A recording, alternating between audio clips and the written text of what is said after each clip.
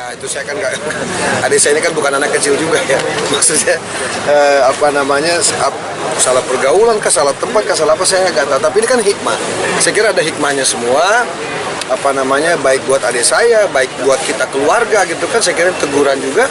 Ya saya kira tidak ada lagi hal yang harus kemudian kita argumentasikan kecuali keluarga pegang prinsip.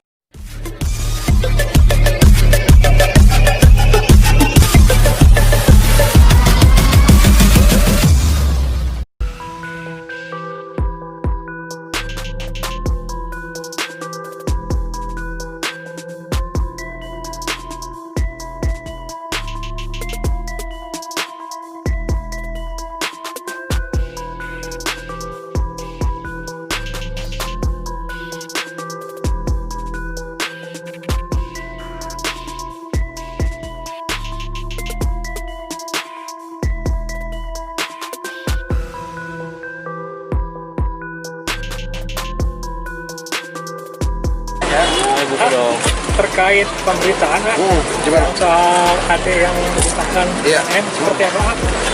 Ya, adik saya kebetulan kemarin itu dapat cobaan. Kami keluarga tentunya tetap berusaha untuk memberikan support, memberikan dukungan. Kita sih berharap bahwa adik saya Helmi ini memang kebetulan berada di tempat dan waktu yang salah, sehingga kami tetap optimis, mudah-mudahan persoalan ini akan bisa diselesaikan dengan baik.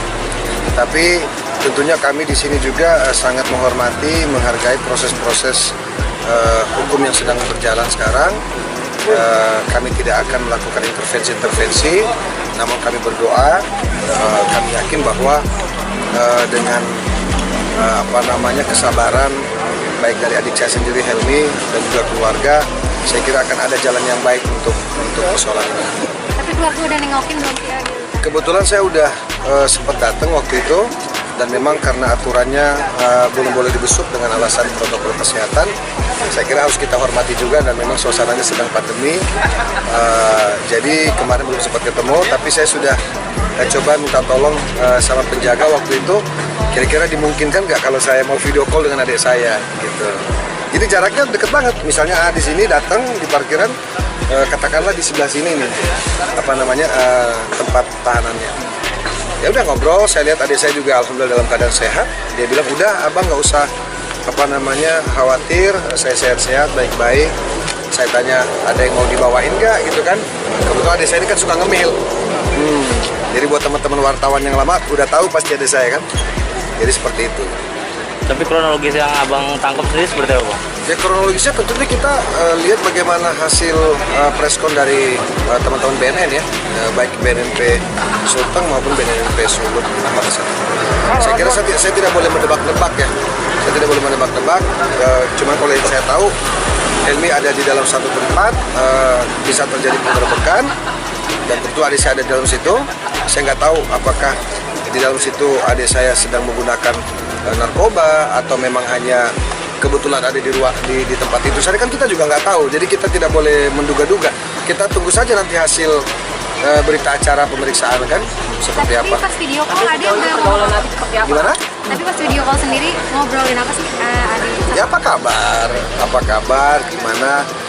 Ya tadinya kalau misalnya bisa ketemu kan mungkin ceritanya lebih enak ya, maksudnya kenapa gimana sih kemarin itu deh kok bisa kayak gitu kan. Nah, karena kami kan keluarga prihatin sekali. Ya karena adik saya ini ngerokok juga enggak gitu loh. Maksudnya ya hidupnya hari-hari itu selalu kalau nggak olahraga ya ngumpul sama anak-anaknya, sama keluarga gitu kan. Bahkan kalau di Palu itu kan saya hampir setiap hari dia ngabsen saya, bukan saya ngabsen dia malah. Dia ngabsenin saya, bang udah makan belum, bang ini bang ini bang, kayak gitu-gitu aja. Jadi adik saya ini termasuk tipikal yang periang gitu, periang, pekerja keras. Jadi ya dengan adanya kejadian ini saya kira inilah ujian bagi kita keluarga.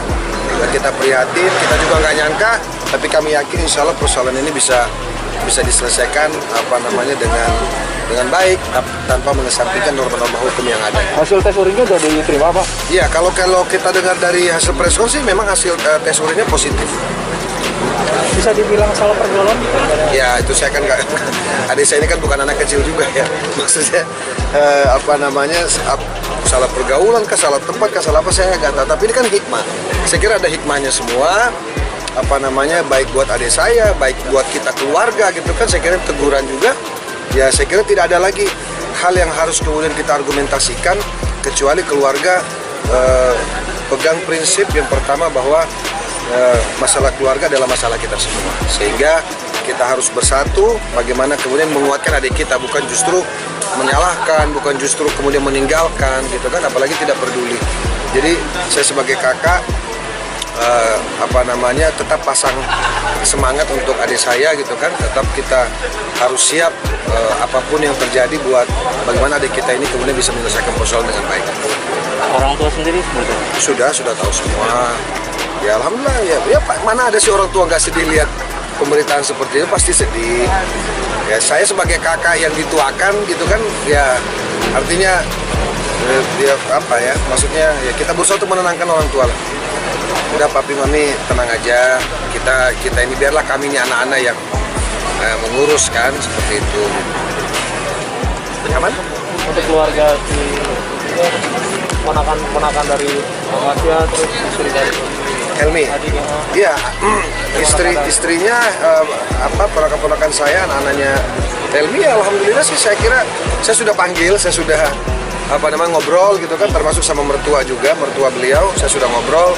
Ya kata-kata saya cuma satu, bahwa kita sedang diuji, kita sedang dicoba, apapun alasannya kita tentunya harus berada yang paling depan, memberikan dukungan dan support.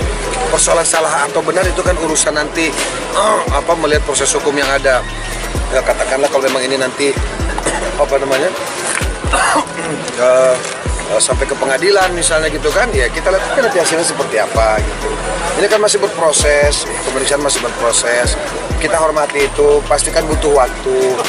Ya memang ada yang berbeda kan, biasanya tiap hari ketemu, tiba-tiba sekarang adik saya, ayahnya ponakan saya ini kan tiba-tiba nggak ketemu. Ya pasti kaget lah anak-anaknya juga. Tapi saya sebagai omnya, sebagai pamannya, saya menguatkan, memberikan kekuatan dan meyakinkan bahwa insyaallah everything's gonna be alright gitu kan. Akan bolak-balik ke sana untuk ngecek atau gimana? Kemana nih? Untuk adik sendiri? Iya pasti Pak, pasti. Kita kan keluarga bergantian, nengokin, bawain makanan, bawain yang dia perluin gitu kan. Seperti itu kan Pak. Adik saya ini kan agak buncit gitu kan. Agak buncit biasanya kan. Maksudnya ya beda lah sama lu kan, kalau lu kan buncit banget, kalau dia buncit gitu. Ya maksudnya gitulah. Orang buncit ini kan biasanya kan suka makan, suka ngemil, ya kan gitu. Ada cemilan-cemilan khusus misalnya kan coklat ke apakah gitu. Kayak gitu-gitu lah. Jadi ya justru ini saya lihat kejadian ini justru kita keluarga tadi sibuk masing-masing, sibuk tiba-tiba ngumpul nih gara-gara ini nih. Wah itu ada kita juga kayak gitu. Ayo dia perlu apa sih kayak gitu-gitu. Jadi ya ada hikmahnya lah. Dan nunjuk pengacara juga? Itu kan kembali kepada adik saya sendiri. Kan nanti dia yang harus bertanda tangan untuk penguasaan itu kan, penguasaan sebagai penasihat hukum gitu kan. Jadi dia nanti kalau kami sih pada prinsip keluarga siap kalau memang nanti adik saya meminta untuk coba tolong dicariin katakanlah penasihat hukum atau apa gitu kan. Katakan biar bagaimanapun nanti harus adik saya yang serak dengan PH-nya gitu kan. Bukan kita yang serak, harus dia yang serak. Jadi sejauh ini belum didampingi? Setahu saya belum. Oke. Oke, siap. Thank you bro.